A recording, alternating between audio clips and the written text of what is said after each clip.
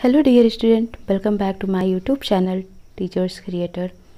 आज आपका ये लास्ट क्लास होगा असेसमेंट फॉर लर्निंग का, यानी जितने भी इम्पॉर्टेंट क्वेश्चंस मैंने आपको दिए हैं उनका सभी क्वेश्चंस आंसर्स मैंने करा दिया है।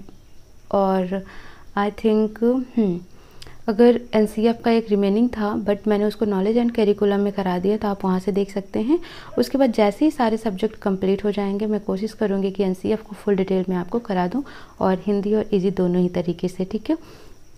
सो स्टूडेंट, यहाँ पर हम क्या देखेंगे? परसेंटाइल, ठीक है। आज का लास्ट टॉपिक है आपका परसेंटाइल, परसेंटाइल रैंक और नेशनल प्रोबेबिलिटी कर्व है, ठीक है। उसकी कैरेक्टरिस्टिक क्या हैं?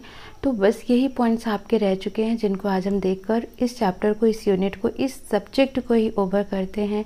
जिन स्टूडेंट ने अभी तक नहीं देखा है असेसमेंट फॉर लर्निंग, वो असेसमेंट फॉर लर्निंग प्लेलिस्ट में जाकर सारी वीडियोज को देख सकते हैं।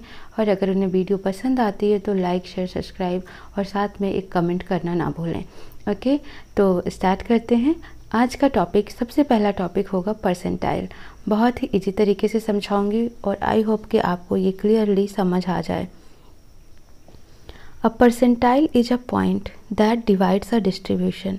परसेंटाइल क्या होता है? एक ऐसा पॉइंट होता है जो भी डिस्ट्रीब्यूशन हो रहा है, ठीक है, मार्क्स का, स्कोर का, किसी भी चीज़ का जो भी डिस्ट्रीब्यूशन हो रहा है उसका एक ये पॉइंट होता है।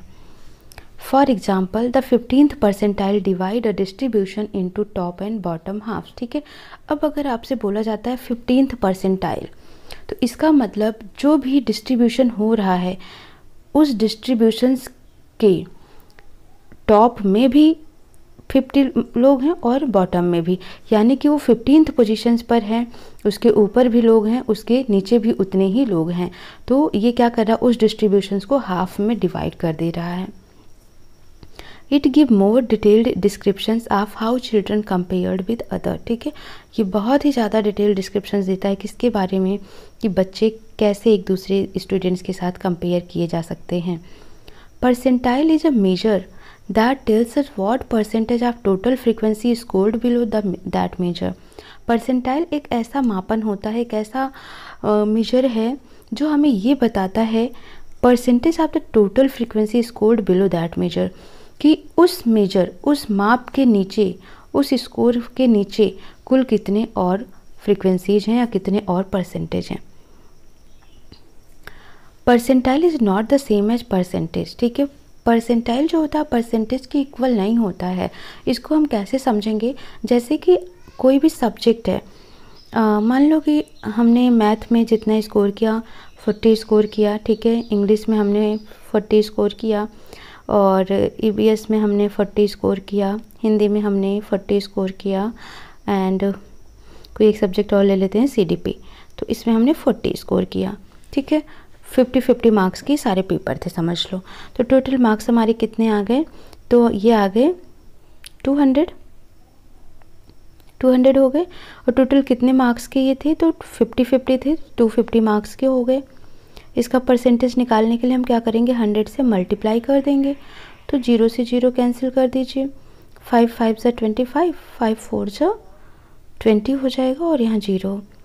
5 8 ज़ा 40 हो गया, और 8 और 10 का मल्टीप्लाई कर देंगे तो ये हो जाएगा 80%, यानी कि परसेंटेज हमारा कितना आ गया? 80%।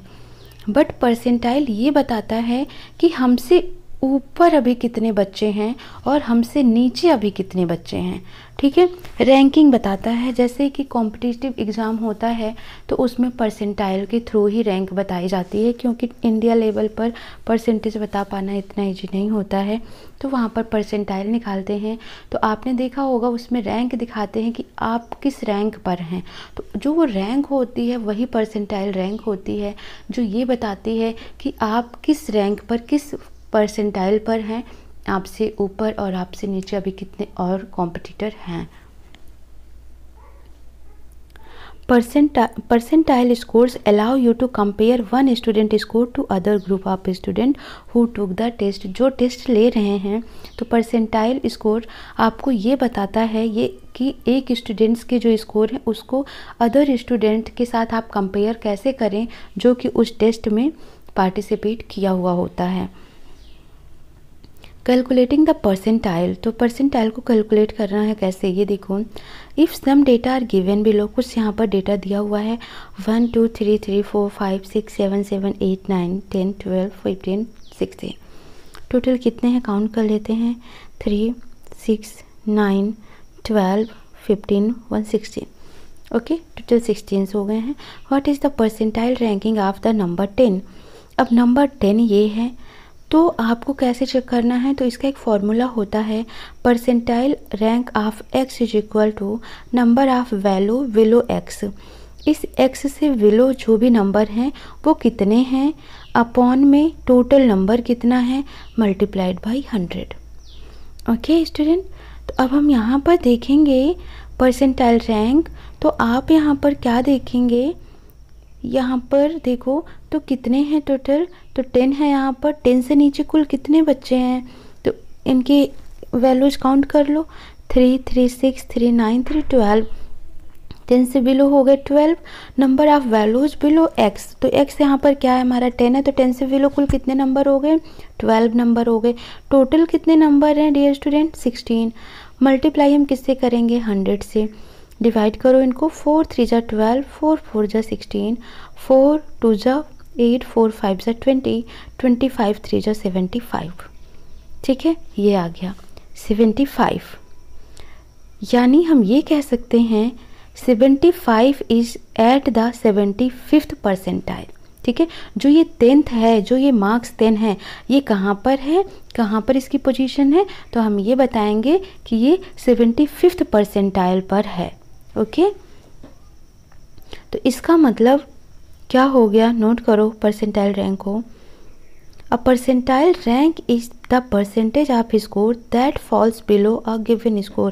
तो परसेंटाइल रैंक क्या होती है, इसको भी नोट कर लो।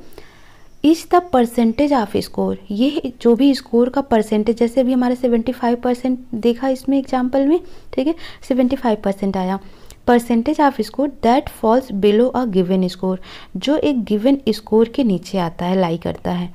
Formula to find out the percentile rank of score x out of a set of n score where x is not included, इसमें x को इंक्लूड नहीं करते हैं। Number of score below x upon n into 100 is equal to क्या होता है, percentile rank होता है, ये फॉर्मूला नोट कर लेना है। For example, if a student scoring at the 35th percentile scored as well as or better than 35% of student in the same grade in the norm group. It also means that 65% of the student exceeded this score. Percentile is not a good method. अब यहाँ पर आप सबसे पहले ये समझें, 35th percentile का मतलब है कि आप कितने लोगों से ऊपर हैं, ये 34th परसेंटाइल, यानी कि आपके बिलो भी 34th लोग हैं। आप बेटर हैं किससे, 35 स्टूडेंट से आप बेटर हैं, 35% ऑफ स्टूडेंट से आप बेटर हैं, लेकिन आपसे ये भी कहा जा सकता है कि 65% स्टूडेंट आपसे भी आगे हैं, है ना। हमारे नीचे कितने हैं, 35th पर हम हैं, 35th पर हम हैं, तो हमारे नीचे भी तो जितने हैं, तो जितने हमारे नीचे हैं, तो हम ये कह सकते हैं कि हम 35% स्टूडेंट से आगे हैं, लेकिन हम ये भी कह सकते हैं इसको कि 65% हमसे आगे हैं, ठीक है। Percentile is not a good method for measuring growth in student. Student who achieve typical growth will remain at approximately the same percentile over time. Percentile जो होता है स्टूडेंट्स की ग्रोथ को मेजर करने का कोई अच्छा तरीका नहीं है। Students who achieve typical growth, ठीक है, ऐसे बच्चे जो टिपिकली ग्रोथ करते हैं, कभी, है ना, बहुत मुश्किल से, will remain at approximately the same percentile score over time, और वो उसी परसेंटाइल पर ही रह जाते हैं लगभग, ठीक है। तो इसलिए ये गुड मेथड नहीं है स्टूडेंट की ग्रोथ को मेजर करने का। नेक्स्ट हम देखते हैं, यहाँ पर सेंट्रल टेंडेंसी हमारी हो गई है। हाँ, क्वार्टाइल डेविएशन क्या होता है, हमें ये देखना है। व्हाट इज़ क्वार्टाइल डेविएशन, ठीक है, डेफिनेशन पूछी जाती है, तो याद रख लेना है आपको इसको, सिर्फ हेडिंग डेफिनेशन याद रखना, ओके। और हाँ, डेफिनेशन के साथ साथ आपको इसका फॉर्मूला भी याद रखना है, okay. Quartile deviation is the distance between 75th percentile and 25th percentile in some frequency distribution, that is half the distance first and third quartile. अब 75th का मतलब क्या हो गया, थर्ड है ना, और 25th का मतलब क्या हो गया, फर्स्ट। तो समझना है इसको, क्वार्टाइल डेविएशन क्या होता है, ये डिस्टेंस है एक तरीके का between 75th percentile and 25th percentile in same frequency distribution. जो सेम फ्रीक्वेंसी डिस्ट्रीब्यूशन हो रहा है, एक ही ग्रुप का जो फ्रीक्वेंसी डिस्ट्रीब्यूशन हो रहा है, उसमें 75th percentile और 25th percentile के बीच का जो डिस्टेंस होता है वो क्वार्टाइल डेविएशन कहलाता है, यानी half the distance first and third quartile. ठीक है, first quartile means 25th percentile and shown by Q1। ठीक है, जो फर्स्ट क्वार्टाइल है उसका मतलब क्या होगा, 25th percentile which is shown as Q1। Similarly third quartile means 75th percentile which shown as Q3। Formula to calculate quartile deviation from ungrouped data.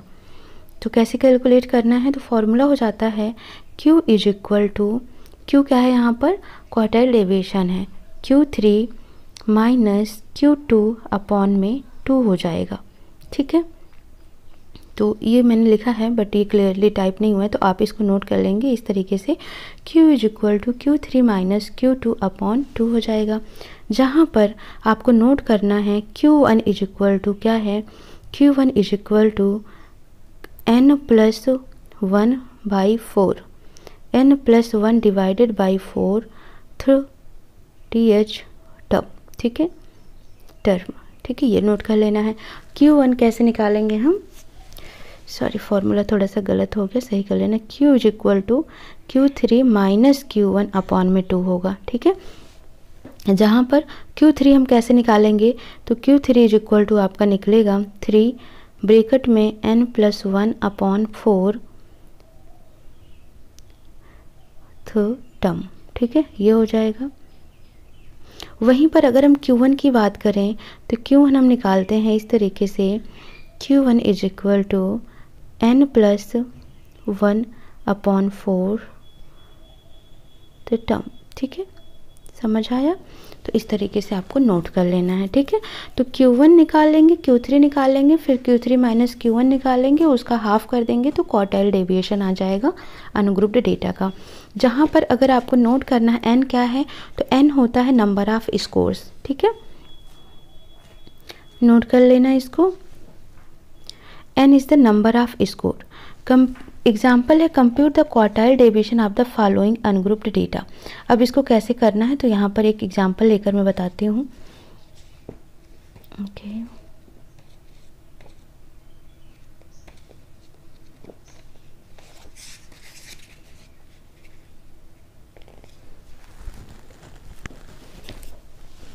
देखो अब यहाँ पर आपको एक चार्ट दिखा देती हूँ मैं, कैसे करना है, ऐसे ही आपको ड्रॉ करना है।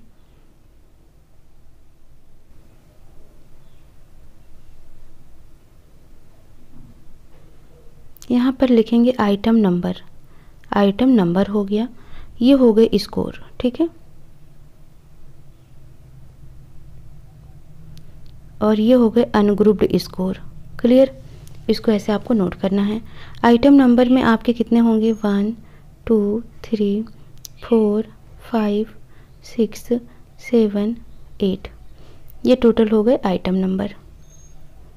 ठीक, अब 1 स्कोर, आइटम नंबर 1 जो है उसका स्कोर कितना है, 17 है, अनग्रुप्ड स्कोर लिखना है 15, इसका 15 हो जाएगा सेकेंड का, इधर 17, इधर 20 हो जाएगा, इधर 18, 25, इधर 19। ठीक है, 18, इधर हो जाएगा 20, इधर हो जाएगा 22, और यहाँ होगा आपका 22, इधर होगा 19, और इधर हो जाएगा 25, और यहाँ होगा आपका 28, और यहाँ हो जाएगा आपका 28। ठीक है, इस तरीके से आठों की वैल्यू दी हुई है। ठीक है, नोट कर लेना है आपको इसको।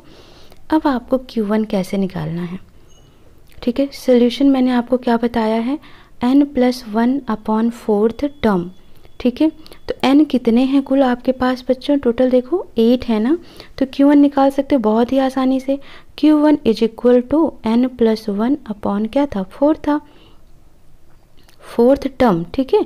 तो n कितना है, 8 है, तो 8 + 1 अपॉन 4 कर दो, 8 + 1 अपॉन 4 करो तो कितना आ जाएगा, 9/4, है ना, 9/4। इसका मतलब जब इसको डिवाइड करोगे तो कितना आ जाएगा, 2.25 टर्म, ठीक है।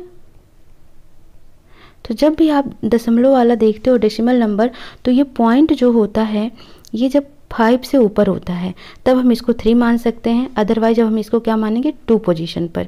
तो 2 पोजीशन पर कितना नंबर दिया हुआ है देखो यहाँ पर, तो सेकंड पोजीशन पर अनग्रुप्ड स्कोर का नंबर कितना है, 17 है, तो Q1 की वैल्यू आ गई 17, ठीक, नोट कर लिया। फॉर्मूला है n+1/4 टर्म, तो n की वैल्यू है टोटल 8 और 8 + 1/4 करेंगे तो इसको डिवाइड करेंगे 2.25 टर्म आ जाएगा, और 2.25 इसको लगभग 2 ही माना जाता है और अनग्रुप्ड पर 2 है हमारा 17, ठीक है। तो Q1 की वैल्यू आ गई 17। Q3 निकाल लो ऐसे ही, तो Q3 आपका कितना आ जाएगा, सेम ऐसे ही रहेगा, बस यहाँ पर 3n+1 लग जाएगा। तो Q3 भी करके दिखा देती हूँ, Q3, ठीक है, नोट कर लो ऐसे। Q3 इज इक्वल टू हो जाएगा 3n+1 अपॉन क्या होगा, फोर्थ टर्म हो जाएगा, यही तो होगा, और 3n कितना था, 8 था, 8 + 1 अपॉन क्या होगा, फोर्थ हो जाएगा, क्लियर। अब 8 + 1 कितना हो गया, 9, 9 3 जा 27 हो गया, 27/4 हो गया। इसको सॉल्व करेंगे तो 6.7 टर्म आएगा, 6.7 टर्म आएगा, ठीक है। और 6.7 यानी कि ये 6.7 ये लगभग किसके अप्रॉक्सीमेट होगा, 7th टर्म के अप्रॉक्सीमेट होगा। तो 7th टर्म आप देखोगे लगभग तो कितना दिया हुआ था, 25 दिया था, अनग्रुप्ड स्कोर में आप देखो जाकर तो 25 दिया हुआ है, ठीक है। तो Q1 की वैल्यू आ गई 17, Q1 की वैल्यू आ गई 17, Q3 की वैल्यू आ गई 25। क्वार्टाइल डेविएशन निकालना है, Q is equal to Q3 minus Q1 upon में क्या होगा, 2 होगा। 25 माइनस 17/2 कर दो, तो 25 में से 17 माइनस करोगे 8 आएगा, बाई 2, 2 4 जा 8, तो राइट आंसर आ जाएगा 4, यानी कि क्वार्टाइल डेविएशन कितना हो गया, 4। बहुत ही इजी सा है, बस फॉर्मूला याद रखना है, Q is equal to Q3 minus Q1/2, जहाँ पर Q3 निकालने का तरीका है 3 ब्रैकेट में n+1 अपॉन फोर्थ टर्म, और Q1 निकालने का तरीका है n+1 अपॉन फोर्थ टर्म, बस फिर इन दोनों को माइनस करके हाफ कर दो, क्वार्टाइल डेविएशन आ जाएगा, ठीक है। अनग्रुप्ड स्कोर दिया ही रहेगा, वहाँ से आपको देख लेना है, नंबर ऑफ आइटम भी दिया रहेगा, ठीक है। इस तरीके से क्वार्टाइल डेविएशन आपका भी कंप्लीट हो जाता है। अब हम देखेंगे नॉर्मल प्रोबेबिलिटी कर्व, ठीक है। आज का लास्ट टॉपिक है, और लास्ट टॉपिक के साथ साथ ये इस असेसमेंट फॉर लर्निंग का भी लास्ट टॉपिक है, ठीक है। लगभग मैंने आपके सभी कंप्लीट करा दिए हैं क्वेश्चंस को। नॉर्मल प्रोबेबिलिटी कर्व क्या होता है, it is a bell shaped curve showing a particular distribution of probability over the value of a random variable, ठीक है। जो रैंडम वेरिएबल्स लिए जा रहे हैं, ठीक है, तो उस पर ये क्या दिखाता है, एक पर्टिकुलर डिस्ट्रीब्यूशन दिखाता है, किसका, प्रोबेबिलिटी का, ठीक है। तो कैसे होता है, ये बेल शेप होता है, इस तरीके से होता है ये, ठीक है। ये इसका मिड पॉइंट हो जाता है, ये इसकी और वैल्यूज हो गई +1 और -1, ठीक है। इस तरीके से नोट कर लेना है आपको, और इधर ये स्टैंडर्ड डेविएशन, ये इधर स्टैंडर्ड डेविएशन, ये माइनस, ये प्लस में, ठीक है। तो इस तरीके से ये बेल शेप में बनता है। It is also called Gaussian probability curve. In this bell shape curve the graph of probability density function of the normal distribution is continuous bell shaped curve, ठीक है। कह रहा है in this bell shaped curve the graph of probability density function, ठीक है, of the normal distribution, जो भी normal distribution किया जा रहा है उसका जो प्रोबेबिलिटी डेंसिटी फंक्शंस का ग्राफ बनेगा वो हमेशा कैसा होगा, बेल शेप में ही रहेगा। Symmetrical about the mean, that's why it is called normal probability curve, ठीक है। क्यों बोला कि ये बेल शेप में ही रहेगा, continuous bell shaped curve, symmetrical about the mean, that's why it is called normal probability curve, ठीक है। तो नोट कर लेना है, इतनी सी डिफिनीशन है इसकी कि जो बेल शेप कर्व आपको ये दिख रही है, ठीक है, ये जो बेल शेप कर्व दिख रही है the graph of probability density function of the normal distribution is continuous bell shaped curve. ठीक है, जो ग्राफ बन रहा है प्रोबेबिलिटी डेंसिटी फंक्शंस का किसी भी नॉर्मल डिस्ट्रीब्यूशन का, वो लगातार क्या है, एक बेल शेप कर्व में है। ठीक है, किसके सिमेट्रिकल है, मीन के सिमेट्रिकल भी है, इसलिए इसको नॉर्मल प्रोबेबिलिटी कर्व बोला जा रहा है। ठीक है, normal probability curve is symmetrical about the mean. The mean is eight the middle and divide the area into half. अब जो मीन होता है वो क्या है, मध्य ही तो होता है। मीन का मतलब क्या हो गया, माध्य हो गया।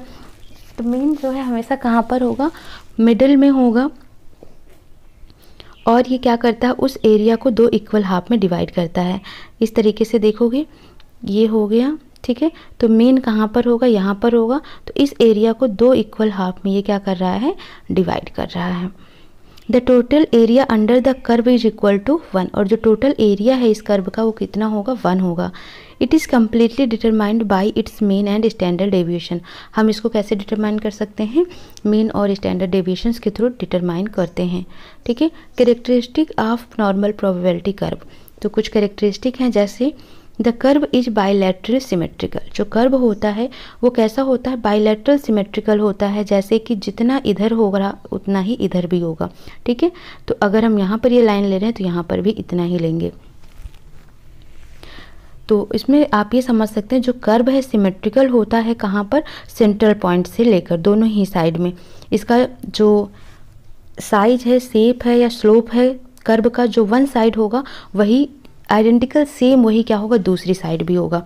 ठीक है, यानी कि अगर हम जिस साइड पे, अगर यहाँ पर ऐसा समझ लो, सिमेट्रिकल का मतलब हो गया कि जितना इधर होगा, जैसा शेप साइज, ठीक है, स्लोप इस साइड होगा कर्व के, वैसा ही साइज शेप और स्लोप दूसरी साइड भी होगा कर्व के। ठीक है, इसलिए बोला जाता है कि जो एनपीसी है, नॉर्मल प्रोबेबिलिटी कर्व है, वो क्या है, बाइलेटरली सिमेट्रिकल है। The curve is asymptotic. कैसा होता है, असिम्प्टोटिक होता है। क्यों होता है, इसका मतलब ये है कि जो नॉर्मल प्रोबेबिलिटी कर्व है, ठीक है, it approaches the horizontal axis. क्यों, ये हॉरिजेंटल एक्सिस पर ही बनता है, जिसकी वैल्यू कहाँ से कहाँ तक हो सकती है, minus infinite to plus infinite. ठीक है, इसका मतलब हम ये कह सकते हैं, it means extreme end of the curve tend to touch the base live but never touch. ठीक है, इसलिए हम कह सकते हैं कि ये जो कर्व है ये कभी भी इस बेस को टच नहीं करता है, कभी नहीं टच करेगा। अगर आपने टच कर दिया तो आपका ये एनपीसी का कर्व रॉन्ग हो जाएगा, तो इस बेस को कभी भी टच नहीं करवाना है। ठीक है, तो कर्व कैसा होता है, असिम्प्टोटिक होता है। The mean, median and mode fall at the middle point and they are numerically equal. ठीक है, तो जो भी मीन, मोड या मीडियन, ये तीनों क्या होंगे, एकदम सेंट्रल में ही फॉल करते हैं यहाँ पर ही। ठीक है, और ये सिमेट्रिकली कैसे होते हैं, न्यूमेरिकली कैसे होते हैं, इक्वल होते हैं। न्यूमेरिकल वैल्यू तीनों की सेम आती है। The point of inflection occur at ±1 standard deviation.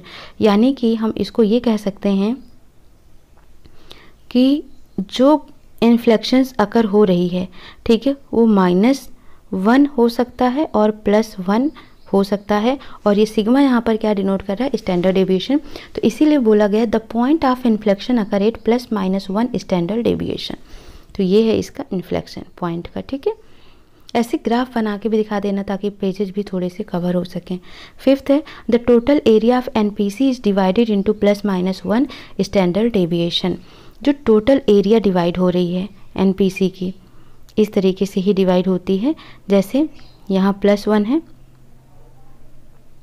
+1 sigma हो गया, -1 सिग्मा हो गया। ठीक है, फिर -2 सिग्मा हुआ, -3 सिग्मा हुआ, ये ऐसा चलता जाएगा। बीच में ये क्या है, मेन, मोड, मीडियन, माइक्रो, जिसको यहाँ पर म्यू से रिप्रेजेंट किया जा रहा है, इसका मतलब मेन हो गया। ठीक है, तो जितना भी ये डिस्ट्रीब्यूशन हो रहा है, तो total area of NPC is divided into +- standard deviation. तो टोटल एरिया +- स्टैंडर्ड डेविएशन के बीच में ही डिवाइड किया जाता है। ओके, अब इसको ऐसे भी निकाल सकते थे, जैसे अगर यहाँ से यहाँ तक का निकालना है तो ये +1 हो गया और ये -1, तो +1 सिग्मा से -1 सिग्मा के बीच का एरिया, या +-2 सिग्मा के बीच का एरिया, या +-3 सिग्मा के बीच का एरिया। ठीक है, तो इस तरीके से निकालते हैं। The y ordinate represent the height of the normal probability curve. ठीक है, जो y ऑर्डिनेट है वो ये क्या करता है, हाइट को रिप्रेजेंट करता है नॉर्मल प्रोबेबिलिटी कर्व का। ये कैसा होता है, यूनी मॉडल होता है। The height of curve symmetrically declines. ठीक है, तो इस तरीके से ये कुछ इंपॉर्टेंट पॉइंट है, कैरेक्टरिस्टिक है, जो आपको नोट कर लेना है। तो बस इतना ही नोट कर लीजिए। कोरिलेशन हो गया, रैंक डिफरेंस मेथड हो गया, स्पेयरमैन, और टाइप ऑफ कोरिलेशन हो गया, और स्टैटिक्स हो गया, मीन मोड मीडियन हो गया, और ये नॉर्मल प्रोबेबिलिटी कर्व हो गया। ठीक है, और क्वार्टाइल डेविएशन हो गया, परसेंटाइल हो गया, परसेंटाइल रैंक हो गया। इस चैप्टर से आप इतना ही करके जाएंगे, ये इतना सफिशिएंट होगा आपको यूनिट 4 से 20 मार्क्स दिलाने में। ओके, सो लास्ट क्लास थी ये। आई होप आप अच्छे से, आपकी नॉलेज एंड कैरिकुलम भी कंप्लीट करा चुकी हूँ, असेसमेंट फॉर लर्निंग भी कंप्लीट हो गई आज। तो आप सारी ही वीडियो इनकी देख लें, अफवाहों पर मत जाएं कि कब होगा एग्ज़ाम कब नहीं होगा, टाइम आपके पास कम है। आई थिंक अगर 1 to ½ मंथ होते हैं हमारे पास, तो ये भी सफिशिएंट नहीं होते हैं तैयारी करने के लिए। ठीक है, तो अच्छे से पढ़ाई करिए आप, तो अच्छे से पढ़ेंगे तो अच्छे मार्क्स भी आ जाएंगे। ठीक है, कोई डाउट होता है तो कमेंट सेक्शन में मैसेज करके बोल सकते हैं। सो मिलते हैं नेक्स्ट सेशन में। Thank you for watching.